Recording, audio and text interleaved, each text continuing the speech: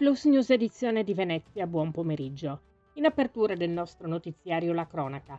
Nella serata del 30 aprile i carabinieri di San Donà hanno arrestato due stranieri, un 58enne e una 38enne, entrambi senza fissa dimora, notati da alcune commesse mentre trasportavano varia merce dagli espositori di un negozio e dopo aver danneggiato le placche antitaccheggio riuscivano a fuggire. Il tempestivo intervento dei militari, a seguito di segnalazione pervenuta al 112, ha permesso di intercettare e bloccare, poco distante dal negozio, i due che, perquisiti, venivano trovati in possesso di diversi capi di abbigliamento per un valore complessivo di 180 euro. La merce è stata restituita al legittimo titolare dell'attività commerciale. Inoltre sono stati rinvenuti altri capi di abbigliamento, ancora con il cartellino di vendita, per i quali sono in corso accertamenti al fine di risalire la loro provenienza, presumibilmente illecita. Il tutto è stato sequestrato. A seguito di udienza di convalida tenutasi nella mattinata del 2 maggio, i due sono stati sottoposti all'obbligo di presentazione alla polizia giudiziaria.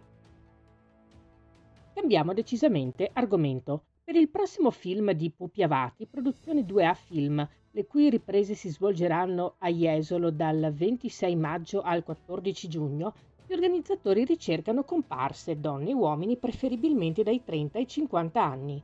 Non sono richiesti minori. Impegno di un giorno soltanto. Gli interessati possono scrivere a eternacasting@gmail.com, l'indirizzo che vedete in sovraimpressione, inviando foto primo piano, foto figura intera, nome, cognome, età, altezza, numero di cellulare.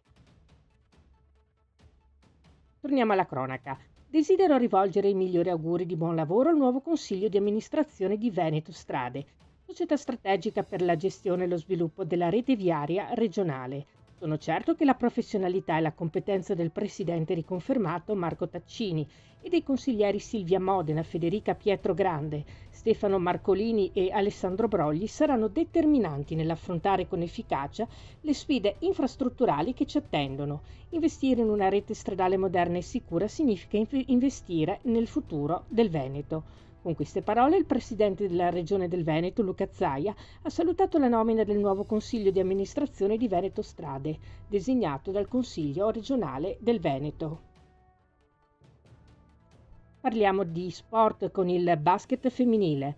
Non è detta l'ultima parola. Dopo le due prime partite disputate al Pala Romare, la serie di finale scudetto tra Umana Reyer, Venezia e Famila Schio si sposta al Taliercio, dove è in programma gara 3, giovedì 8 maggio alle ore 20:30. Con Schio avanti 2-0 nella serie, la sfida rappresenta un elimination game per l'Oro Granata, che però hanno dimostrato grande carattere, compattezza e determinazione nelle prime due gare.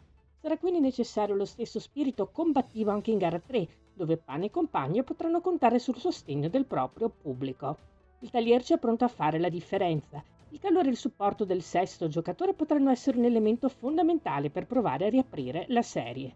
Si chiude qui il nostro notiziario. Grazie per essere stati con noi. Arrivederci.